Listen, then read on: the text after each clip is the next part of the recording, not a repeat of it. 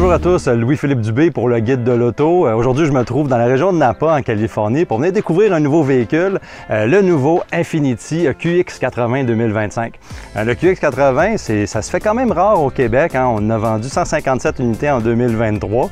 Ce véhicule-là a le même look depuis 2017, donc quand même pas beaucoup de modifications depuis ce temps-là. Et puis maintenant, en 2025, on lui a donné un tout nouveau look. Alors, un look très audacieux, très luxueux. C'est un gros véhicule, on a affaire à un utilitaire de luxe plein format chez Infiniti. Et puis ben là, on s'est mérité non seulement toute l'esthétique pour la nouveauté de 2025, mais également des modifications sur châssis, des modifications au moteur, puis aussi beaucoup de technologie à l'intérieur. Au chapitre du moteur, on a enlevé le vieux V8 et sa transmission à 7 rapports, et puis on l'a remplacé par un V6 biturbo compressé et une nouvelle transmission à 9 rapports. On parle de 450 chevaux et 516 livres-pieds de couple. Ça, c'est 50 chevaux de plus et 103 livres-pieds de couple de plus comparativement à l'ancien V8. On a également fait des modifications au châssis, comme j'ai dit, mais aussi on a ajouté une nouvelle suspension adaptative. On peut toujours remorquer 8500 livres avec le QX80, ce qui est une bonne nouvelle pour les gens qui ont un bateau ou un véhicule récréatif. Sur la route, j'ai trouvé que le moteur du QX80, ce nouveau moteur-là, est vraiment bon. Beaucoup de puissance et plus performant évidemment que le moteur sortant, mais également une livraison de la puissance beaucoup plus fluide avec la transmission. Une transmission qui n'est pas parfaite dans toutes les situations, on l'a senti hésitante parfois aujourd'hui, mais en général, ça a très bien fait le travail. On ressent l'augmentation de puissance évidemment, mais également le changement au niveau de la rigidité torsionnelle du châssis et puis de la nouvelle suspension. J'ai trouvé que le QX80, ça se conduisait moins comme un pick-up. Je trouvais qu'avant, c'était comme une camionnette un peu comme feeling pour un véhicule de ce prix. C'était décevant. Maintenant, je pense que les ingénieurs ont fait un bon travail avec la nouvelle suspension adaptative, mais également avec les modifications amenées au châssis pour amener une conduite qui est souple quand même, confortable, mais également qui offre très peu, qui donne très peu de roulis dans les virages. C'est quelque chose qu'on ne voyait pas vraiment sur l'ancien QX80. Donc évidemment, des modifications à l'extérieur, au niveau du moteur et au niveau du châssis, mais également à l'intérieur. On a un véhicule qui est quand même très spacieux, très gros pour 7 ou 8 passagers selon la version. On a complètement changé la planche de bord, évidemment, une planche de bord qui se faisait vieillissante. On a 28% plus d'espace en arrière de la troisième rangée. C'est quand même impressionnant qu'est-ce qu'on a pu faire avec cet espace-là. Et puis, les sièges sont évidemment confortables. J'ai pas besoin de vous dire ça.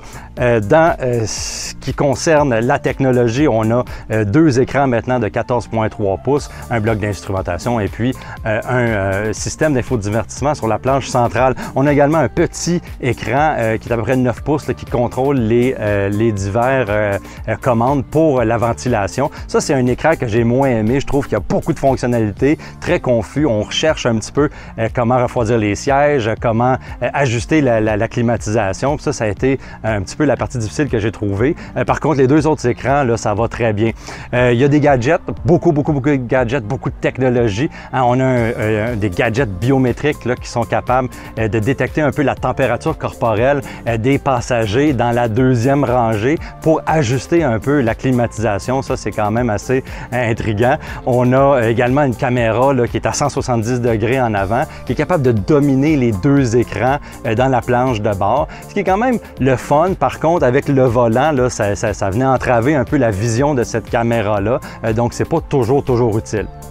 Dans l'habitacle, on a encore beaucoup d'autres gadgets comme des options de personnalisation pour les coloris, pour la luminosité, pour mettre un peu l'ambiance dans la cabine.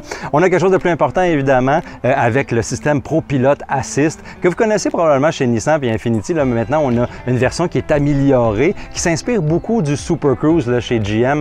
On a répertorié beaucoup de routes aux États-Unis puis au Canada. J'ai pas exactement l'ampleur du kilométrage de ces routes-là. Par contre, ça fonctionne un peu de la même manière. On est capable de mettre la conduite pratiquement autonome sur ce réseau routier-là. Et puis le véhicule se conduit tout seul avec la direction, puis également le contrôle de la vitesse. C'est pas un système que je trouve aussi facile et aussi intuitif à utiliser que le Super Cruise, mais je pense que chez Infiniti, on s'en vient avec quelque chose qui veut rivaliser avec ce type de système-là.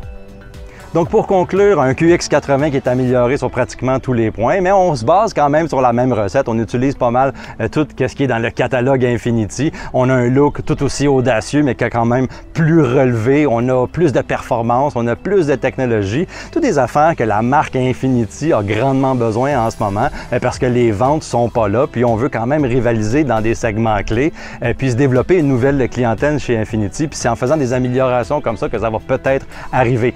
Donc, sur le côté financier, on parle d'un prix de départ de 104 995 $ pour la version de luxe et ça monte jusqu'à 124 995 $ pour la version autographe que j'ai avec moi qui est complètement équipée. Donc, si vous voulez toutes les informations sur le véhicule, les spécifications et également là, mes opinions de conduite au complet, vous pouvez lire l'article sur le guide de l'auto.